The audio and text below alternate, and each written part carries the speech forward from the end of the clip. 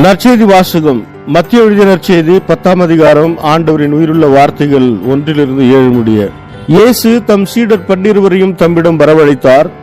தீய ஆவிகளை ஓட்டவும் நோய் நொடிகளை குணமாக்கவும் அவர்களுக்கு அதிகாரம் அளித்தார்.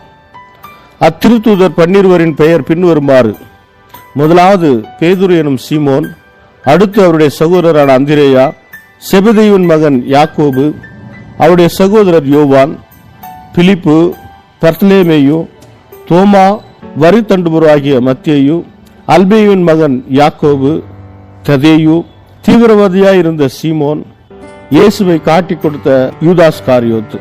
இயேசு இந்த 12 அனுப்பிய போது அவர்களுக்கு அறிவுரையாக கூறியது: பிற இனத்தாரின் எப்பகுதிக்கும் செல்ல வேண்டாம், சமாரியாவின் நகர் எதிலும் நுழைய வேண்டாம், மாறாக வழி தவறிப்போன ஆடுகளான இஸ்ரேல் மக்களிடமே செல்லுங்கள். அப்படி செல்லும் போது விண்ணரசு நெருங்கி வந்துவிட்டது என பறைசாற்றுங்கள். இது வாழ்வு தரும் கிறிஸ்துவின் நற்செய்தி. கிறிஸ்துவே உமக்கு புகழ். ಮತ್ತಾಯ ಅಧ್ಯಾಯ 10 ವಚನ 1-7 ಯೇಸು ತನ್ನ 12 ಮಂದಿ ಶಿಷ್ಯರನ್ನು ಒಟ್ಟಿಗೆ ಕರೆದು ಅವರಿಗೆ ದುರಾತ್ಮಗಳನ್ನು ಬಿಡಿಸುವುದಕ್ಕೂ ಎಲ್ಲಾ ತರಹದ ವ್ಯಾಧಿ ಮತ್ತು ಕಾಯಿಲೆಗಳನ್ನು ವಾಸಿ ಮಾಡುವುದಕ್ಕೂ ಅಧಿಕಾರ ಕೊಟ್ಟನು. 12 ಮಂದಿ ಅಪೋಸ್ತಲರ ಹೆಸರುಗಳು ಹೀಗಿವೆ: ಸೀಮೋನ, ಪೇತ್ರನೆಂದು ಕರೆಯುತ್ತಾರೆ, ಮತ್ತು ಇವನ ಸಹೋದರ ಅಂದ್ರೇಯ, ಜೆಬದಾಯನ ಮಗನಾದ ಯಾಕೋಬ, ಅವನ ಸಹೋದರ ಯೋಹಾನ, ಫಿಲಿಪ ಮತ್ತು ಬರ್ತಲೋಮಿಯ, ತೋಮ, ಸುಂಕ ವಸೂಲಿಗಾರನಾಗಿದ್ದ ಮತ್ತಾಯ, ಅಲ್ಫಾಯನ ಮಗನಾದ ಯಾಕೋಬ, ತತಾಯ, ಯೋಧ್ಯರ ರಾಜಕೀಯ ಪಂಗಡಕ್ಕೆ ಸೇರಿದ ಸೀಮೋನ, ಮತ್ತು ಯೇಸುವನ್ನು ಶತ್ರುಗಳಿಗೆ ಒಪ್ಪಿಸಿದ ಇಸ್ಕರಿಯೋತ ಯೂದ. ಯೇಸು ಈ 12 ಅಪೋಸ್ತಲರಿಗೆ ಕೆಲವು ಆಜ್ಞೆಗಳನ್ನು ನೀಡಿ ಪರಲೋಕ ರಾಜ್ಯವನ್ನು ಕುರಿತು ತಿಳಿಸುವುದಕ್ಕಾಗಿ ಅವರನ್ನು ಕಳುಹಿಸಿದನು.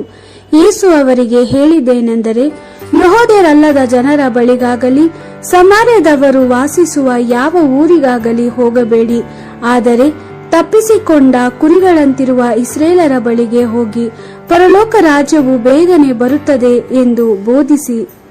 ದೇವರ ವಾಕ್ಯವಿದು. ದೇವರಿಗೆ ಕೃತಜ್ಞತೆ ಸಲ್ಲಲಿ. Gospel according to Matthew chapter 10 verse 1-7. Then he called his 12 disciples to him and gave them authority over the unclean spirits to drive them out and to heal every disease and sickness. These are the names of the 12 apostles.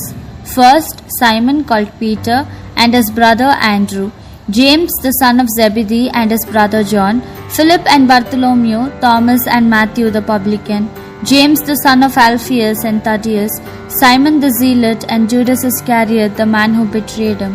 Jesus sent these 12 on mission with the instruction: do not go into Gentile territory and do not enter a Samaritan town. Go instead to the lost sheep of the people of Israel. Go and proclaim the message: the kingdom of heaven is near. The Gospel of the Lord. Praise to you, Lord Jesus Christ.